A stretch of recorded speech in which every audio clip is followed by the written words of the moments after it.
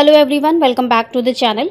आज हम लोग ITR 2 की फाइलिंग कर रहे हैं, जिसमें कि सैलरी इनकम है, अदर इनकम है जैसे कि डिविडेंड है, FD का इंटरेस्ट है, सेविंग बैंक का इंटरेस्ट है, साथ ही इसमें लॉन्ग टर्म और शॉर्ट टर्म गेन भी है।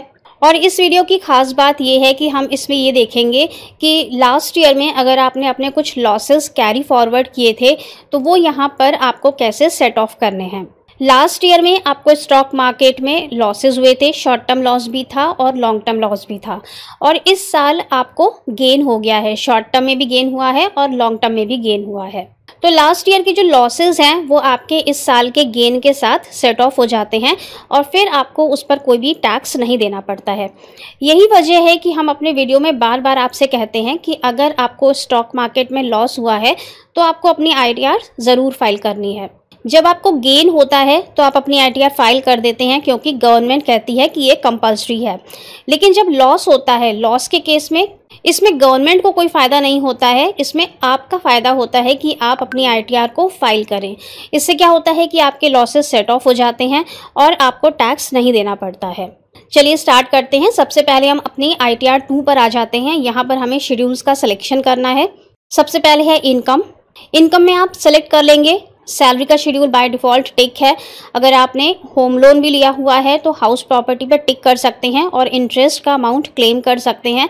इसके बाद कैपिटल गेन के शेड्यूल पर हमें टिक कर लेना है।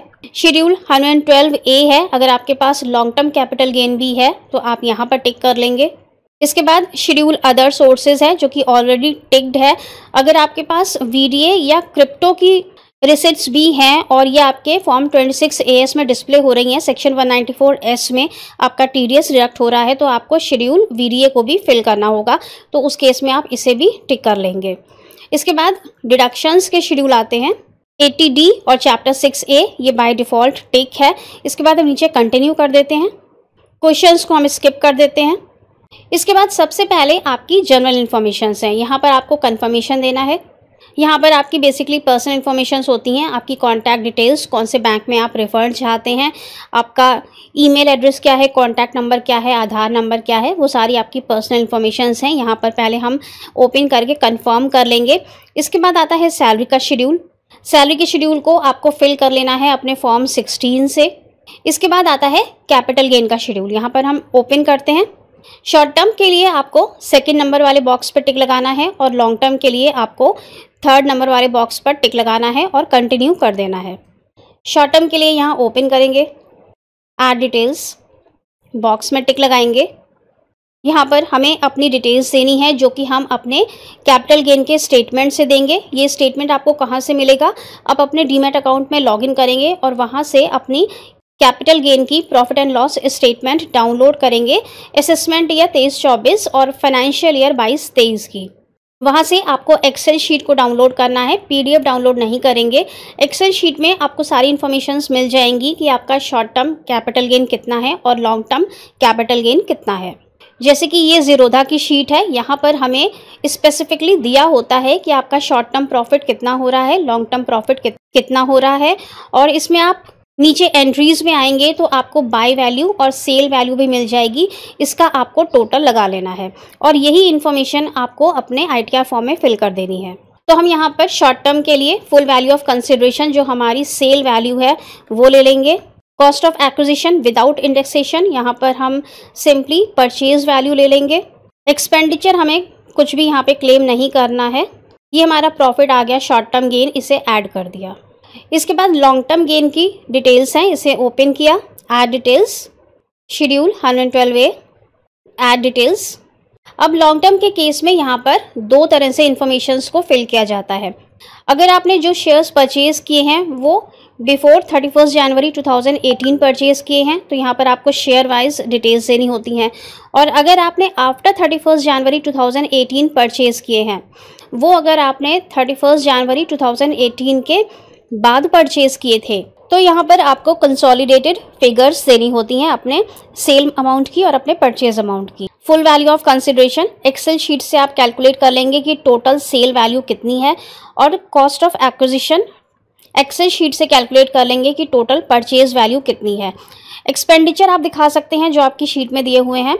एसटीटी और जीएसटी के अमाउंट को छोड़कर बाकी जो एक्सपेंडिचर्स दिए हुए हैं, ब्रोकरेज चार्जेस हैं, एक्सचेंज चार्जेस हैं, ट्रांजैक्शन चार्जेस हैं, तो वो सब आप एज अ एक्सपेंडिचर क्लेम कर सकते हैं।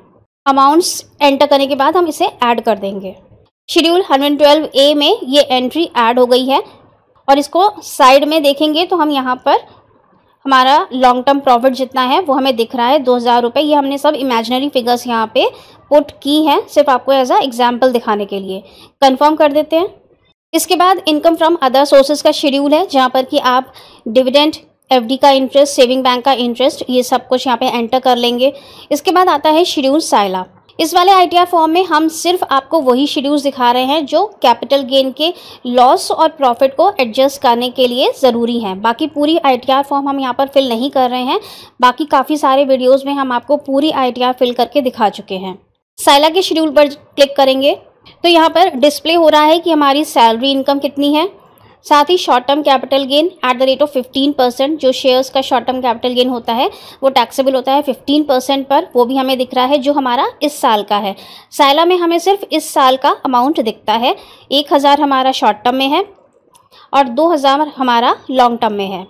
इसके बाद इनकम फ्रॉम अदर सोर्सेज में हमारा है 14000 और इसे हम कंफर्म कर देंगे। इसके बाद आता है शेड्यूल बाफला। यही वो मेन शेड्यूल है जहां पर कि आपके पास्ट ईयर के लॉसेस और करंट ईयर के गेन्स सेट ऑफ होते हैं। ये बहुत इंपॉर्टेंट शेड्यूल है और अगर इस शेड्यूल में आप गलती करते हैं तो फिर आपको लास्ट में वैलिडेशन के टाइम पर बहुत प्रॉब्लम आती है। अब यहाँ पर ये क्या कह रहा है कि income of the current year में हमारे शॉर्ट टर्म है 1000 और हमारा लॉन्ग टर्म है 2000 और यहाँ पर लिखा हुआ है brought forward loss set of. हमारा पिछले साल का जो लॉस कैरी फॉरवर्ड होके आ रहा था वो शॉर्ट टर्म में 1000 था और लॉन्ग टर्म में 2000 था, तो वो यहाँ से इसने सेट ऑफ कर दिया। 1000 और 1000 यहाँ पर सेट ऑफ हो गए और 2000 हमारा लॉन्ग टर्म में सेट ऑफ हो गया। तो यहाँ पर हमारे टोटल गेन और टोटल लॉस जो इस ईयर के हैं वो सब सेट ऑफ हो गए और यहाँ पर हमें दिखता है total of brought forward loss set of. Total इसने कितना सेट ऑफ किया है, 2000 और 1000, 3000 रुपये इसने सेट ऑफ कर दिए हैं जो पिछले साल से कैरी फॉरवर्ड होकर यहाँ पर आ रहे थे। अब यहाँ पर हमें एक चीज़ देख लेनी है कि यहाँ पर करंट ईयर की इनकम में ये क्या दिखा रहा है। शॉर्ट टर्म हमारा 0 हो गया, करंट ईयर की इनकम कुछ भी नहीं बनी और इसी तरह से लॉन्ग टर्म भी हमारा यहाँ पर 0 हो गया, लॉन्ग टर्म की इनकम भी यहाँ पर कुछ नहीं बनी। यहाँ पर जो भी बैलेंसिंग में जो फिगर आती है वो हमें वापस कैपिटल गेन के शेड्यूल में जाकर पुट करनी होती है शेड्यूल एफ के अंदर। अभी आपको दिखाएंगे, लेकिन हमारे केस में यहाँ पर कोई भी इनकम नहीं आ रही है तो हम कुछ भी वहाँ पर पुट नहीं करेंगे। इसको हम पहले कंफर्म कर देते हैं, कंप्यूट सेट ऑफ। यहाँ पे जैसे कि ये आपके पास एक वार्निंग आती है, please give quarterly breakup of long term and short term according two values in schedule bafla. Schedule bafla में जो भी आपकी लॉन्ग टर्म और कैपिटल गेन की इनकम आती है सेट ऑफ होने के बाद वो आपको शेड्यूल कैपिटल गेन में फिल करनी पड़ती है। तो कंटिन्यू कर देते हैं, फिर से आएंगे शेड्यूल कैपिटल गेन पर। अब इसमें हम नीचे आएंगे तो यहाँ पर हमें मिलता है एफ पॉइंट में information about receipt of capital gain. अब यहाँ पर 2 कॉलम्स हैं, short term capital gain at the rate of 15% और दूसरा है यहाँ पर long term capital gain at the rate of 10%। अब हमारे केस में करंट ईयर की इनकम यहाँ पर कुछ भी नहीं आई शॉर्ट टर्म और लॉन्ग टर्म में, क्योंकि हमारे लॉसेस और गेन पूरी तरह से सेट ऑफ हो गए और हमारी इनकम 0 हो गई। लेकिन अगर आपके केस में यहाँ पर आपके लॉसेस और गेन पूरी तरह से सेट ऑफ नहीं हो रहे हैं और कुछ इनकम आपकी बची रह जाती है तो इनकम को आपको इस वाले शेड्यूल में फिल करना है। शॉर्ट टर्म के लिए आप यहाँ पे फिल करेंगे 15%, पूरा अमाउंट यहाँ पे दे सकते हैं, बाकी के कॉलम्स 0 कर सकते हैं। और इसी तरह से लॉन्ग टर्म के केस में एट द रेट ऑफ 10% पूरा अमाउंट यहाँ दे सकते हैं और बाकी के कॉलम्स 0 कर सकते हैं। शेड्यूल बाफला कंप्लीट हो गया। इसके बाद शेड्यूल CFL है, जिसमें कि जो आपके करंट ईयर के लॉसेज हैं वो कैरी फॉरवर्ड होते हैं अगले साल के लिए। हमारे केस में यहाँ पर कोई भी लॉसेस नहीं है जो कि हमें कैरी फॉरवर्ड करने हैं, पूरा सेट ऑफ हो गया। आपके केस में अगर यहाँ पे आपके और लॉसेस हैं जो कि आप कैरी फॉरवर्ड करना चाहते हैं तो शेड्यूल CFL को कंफर्म करना मत भूलिएगा। वैसे तो ये सारे बाय डिफ़ॉल्ट शेड्यूल आपके ITR फॉर्म में आते हैं तो आप इन्हें मिस नहीं कर सकते। बस आपको शेड्यूल्स को ओपन करना है और कंफर्म करना है, बाकी काम ये शेड्यूल्स अपने आप कर लेते हैं। इसके बाद कोई भी रेलेवेंट शेड्यूल नहीं है यहाँ पर जो कि आपके लॉसेस और गेन को सेट ऑफ करने के लिए हो। सारे शेड्यूल्स हमने यहाँ पे टिक कर लिए हैं। इसके बाद यहाँ पे शेड्यूल स्पेशल इनकम है, जिसमें कि अगर आपका शॉर्ट टर्म गेन है कुछ तो उसका टैक्स कैलकुलेट होता है। इसे कंफर्म कर लीजिएगा अगर आपके केस में शॉर्ट टर्म का कोई भी कैपिटल गेन टैक्स बन रहा है। 80D है, शेड्यूल 6A है जो कि डिडक्शंस के लिए है।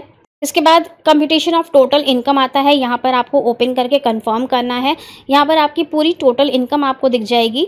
यहाँ पर हमारी एग्रीगेट इनकम दिख रही है जो कि हमारी सैलरी इनकम आई है। इसमें से डिडक्शंस लेस होने के बाद ये हमें दिख रहा है।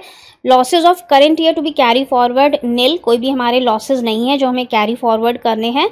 इसके बाद टैक्स पेड का शेड्यूल है जहाँ पर कि आपको TDS को कंफर्म कर लेना है। कंप्यूटेशन ऑफ टैक्स, अगर कोई भी टैक्स बन रहा होगा तो वो इस शेड्यूल में कैलकुलेट हो जाता है। Long term capital gain 1 lakh रुपए तक एग्जेम्प्ट है, उसके ऊपर टैक्स लगता है। अगर लॉन्ग टर्म कैपिटल गेन पर आपका कोई टैक्स बन रहा होगा तो इस शेड्यूल में अपने आप कैलकुलेट हो जाएगा। शॉर्ट टर्म पर 15% का टैक्स है। अगर शॉर्ट टर्म पर आपका कोई टैक्स बन रहा होगा तो वो भी इस शेड्यूल में कैलकुलेट हो जाएगा। साथ ही आपकी सैलरी इनकम और आपके अदर सोर्सेज की इनकम वो सब भी यहाँ पर ऑटोमेटिकली कैलकुलेट हो जाता है। सारे शेड्यूल्स को कंफर्म कर देने के बाद आपको एक बार फॉर्म का प्रीव्यू देख लेना है और अपनी ITR को अपलोड कर देना है। तो बस फ्रेंड्स, छोटा सा वीडियो था कि किस तरह से लॉसेस को और गेन को सेट ऑफ करना है। आई होप कि वीडियो आपके लिए यूजफुल रहा होगा। Thank you so much for watching this video.